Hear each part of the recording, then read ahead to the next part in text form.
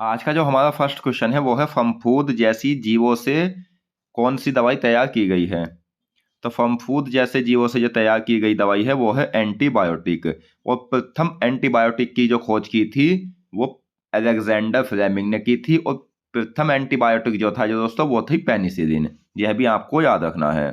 तो दोस्तों आज की इस वीडियो में हम साइंस में बायोलॉजी से संबंधित महत्वपूर्ण प्रश्नों को पढ़ेंगे जो आपका कोई भी एग्जाम हो, खास करके रेलवे एग्जाम उसमें और अन्य जितने भी एग्जाम है, एसएससी या आल स्टेट वनडे कोई भी एग्जाम हो, उसके लिए ये क्वेश्चंस काफी ज्यादा इंपॉर्टेंट और सेलेक्टेड क्वेश्चंस है। और पिछली सभी परीक्षाओं में पूछे हुए प्रश्न भी है। तो बने रहिए वीडियो के अंत तक। नेक्स्ट, प्रकाश संश्लेषण के लिए क्या क्या आवश्यक होता है।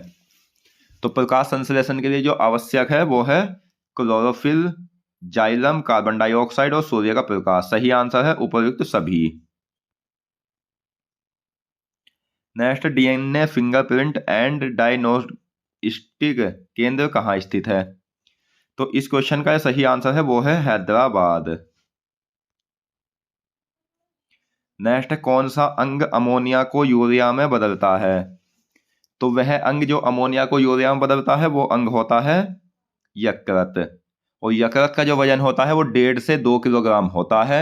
यह भी आपको याद रखना है। प्लाज्मा प्रोटीन का संश्लेषण कहाँ होता है। प्लाज्मा प्रोटीन का संश्लेषण होता है यकृत में। अगला क्वेश्चन है कोशिका सिद्धांत किसने दिया था। तो कोशिका सिद्धांत जो दिया था वो दिया था स्लाइडन एंड स्वान ने। कोशिका सिद्धांत स्लाइडन एंड स्वान ने दिया था। कोशिका गुच्छ का अन्य नाम क्या है। तो कोशिका गुच्छ गुर्दे में पाया जाता है जो रक्त को फिल्टर करता है, और इसका अन्य नाम होता है ग्लोमेरुलस। नेक्स्ट, कौन से अंग की आकृति सेम के बीज के जैसी होती है। तो वह अंग जिसकी आकृति सेम के बीज के जैसी होती है वो होता है गुर्दे। और गुर्दे जो है मानव शरीर में 2 पाए जाते हैं। कान का वह भाग जो आसपास की ध्वनि को इकट्ठा करता है। तो कान का वह भाग कौन सा होता है जो आसपास की ध्वनि को इकट्ठा करता है। तो वो होता है पिन्ना। पिन्ना ध्वनि को इकट्ठा करके कहाँ भेजता है। तो पिन्ना के द्वारा इकट्ठा की हुई ध्वनि जो जाती है वो मीटस में जाती है। सबसे छोटी मांसपेशी कौन सी होती है। तो मैं आपको बता दूं मानव शरीर में कुल 639 मांसपेशियां पाई जाती है।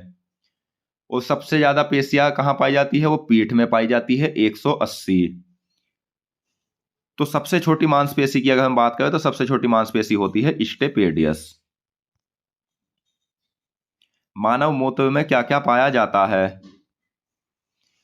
तो मानव मूत्र का जो पीएच मान होता है वो 6 होता है। मानव मूत्र अम्लीय होता है।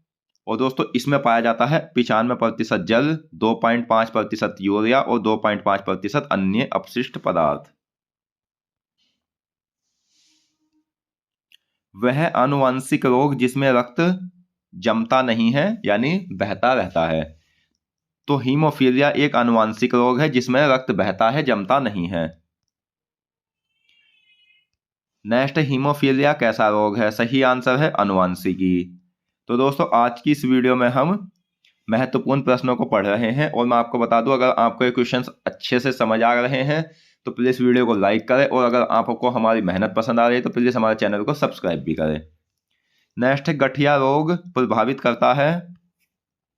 तो गठिया रोग जोड़ों को प्रभावित करता है, ऑप्शन बी। और मैं आपको ये भी बता दूं कि मैं सभी क्वेश्चंस को सीरीज वाइज करा रहा हूं, यानी मैं ऐसे नहीं करा रहा जैसे स्टूडेंट का समय खराब होता है, क्योंकि स्टूडेंट के लिए समय की काफ़ी ज़्यादा कीमत होती है और मैं किसी का समय बर्बाद नहीं करना चाहता। दूसरे चैनलों की तरह मैं अपनी किसी वीडियो में ऐसा नहीं कि कोई क्वेश्चन ऐसे पढ़ा दिया कोई वैसे पढ़ा दिया, या मतलब व्यूज़ लाने के लिए इस तरह से नहीं पढ़ा रहा। मैं सीरीज वाइज क्लास वाइज आपको पढ़ा रहा हूँ जिससे एक सब्जेक्ट आपका संपूर्ण कंप्लीट हो जाए। नेक्स्ट, बच्चों में मरासमस रोग किसकी कमी से होता है। तो बच्चों में मरासमस रोग जो होता है वो प्रोटीन की कमी से होता है। प्रोटीन की जो खोज की थी वो बर्जीलियस ने की थी 1838 में।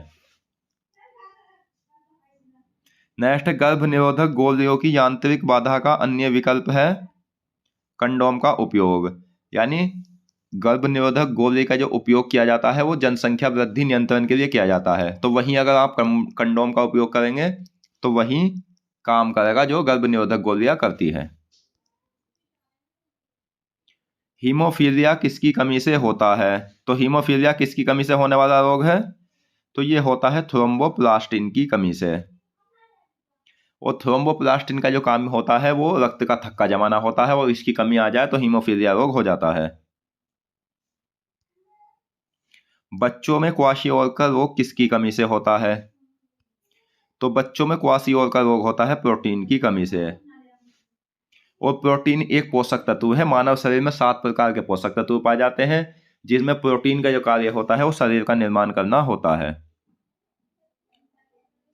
अगला क्वेश्चन, जीवाश्म का अध्ययन क्या कहलाता है? तो जीवाश्म का जो अध्ययन कहलाता है वो जीवाश्म विज्ञान कहलाता है। नेक्स्ट, कोशिका गुच्छ किस तंत्र का हिस्सा होता है? तो कोशिका गुच्छ जो है वो हिस्सा होता है उत्सर्जन तंत्र का। सामान्यतः ईंधन पदार्थों के संश्लेषण का नियंत्रण कौन करते हैं? तो सामान्यतः ईंधन पदार्थों के संश्लेषण का नियंत्रण करते हैं दोस्तों विटामिन। और विटामिन की कमी से होने वाले रोग होते हैं अपूर्णता रोग। और मैं आपको बता दूं कि विटामिन मानव शरीर में उपापचयी क्रियाओं का नियंत्रण करते हैं। मवेशियों में मुख और पैर रोग किसके द्वारा होते हैं? तो मवेशियों में मुख और पैर रोग होते हैं विषाणु के द्वारा। विषाणु की खोज इवान वेस्की ने की थी। नेक्स्ट है, त्वचा रोग का अध्ययन क्या कहलाता है? तो त्वचा रोग का जो अध्ययन कहलाता है वो डर्मेटोलॉजी कहलाता है। ऑप्शन सी सही आंसर है। आधुनिक वर्गीकरण का पिता किसे कहा जाता है? आधुनिक वर्गीकरण का पिता किया जाता है लिनियस को। मानव शरीर में निषेचन की क्रिया कहाँ संपन्न होती है? तो मानव शरीर में निषेचन की जो क्रिया संपन्न होती है वो होती है फैलोपियन ट्यूब में। शैवालों का अध्ययन क्या कहलाता है? तो शैवालों का अध्ययन कहलाता है फाइकोलॉजी। फाइकोलॉजी शैवालों का अध्ययन कहलाता है, यह आपको याद रखना है। गुर्दे में रक्त को फिल्टर यानी साफ कौन करते हैं? तो मैं आपको बता दूं, मानव शरीर में रक्त को जो साफ करते हैं वो गुर्दे करते हैं। और इसमें कोशिका गुच्छ जो है इसका एक भाग होता है जो गुर्दे को रक्त को फिल्टर करता है। अगला क्वेश्चन है, संग्रहण नलिका किस तंत्र का हिस्सा है? तो यह है उत्सर्जन तंत्र का हिस्सा। बोमेन्स कैप्सूल किस तंत्र का हिस्सा है? तो बोमेन्स कैप्सूल भी दोस्तों उत्सर्जन तंत्र का हिस्सा है। ऑप्शन बी सही आंसर है। नेक्स्ट, विटामिन की खोज किसने की थी? विटामिन की जो खोज की गई थी वो फंक के द्वारा की गई थी। और फंक ने विटामिन की खोज कब की थी, ये भी क्वेश्चन इंपॉर्टेंट है। तो इन्होंने की थी 1911 में। अगला क्वेश्चन, डिंब के साथ शुक्राणु का निषेचन कहाँ होता है? तो डिंब के साथ शुक्राणु का निषेचन होता है फैलोपियन ट्यूब में। मुकुलन के माध्यम से अलैंगिक प्रजनन किस में होता है? मुकुलन के माध्यम से अलैंगिक प्रजनन होता है यीस्ट में। तो दोस्तों आज की इस वीडियो में हमने बायोलॉजी से संबंधित महत्वपूर्ण प्रश्नों को पढ़ा, और मैं आशा करता हूँ क्वेश्चंस आपको अच्छे से समझ आ गए होंगे। तो मिलते हैं नेक्स्ट वीडियो में। धन्यवाद।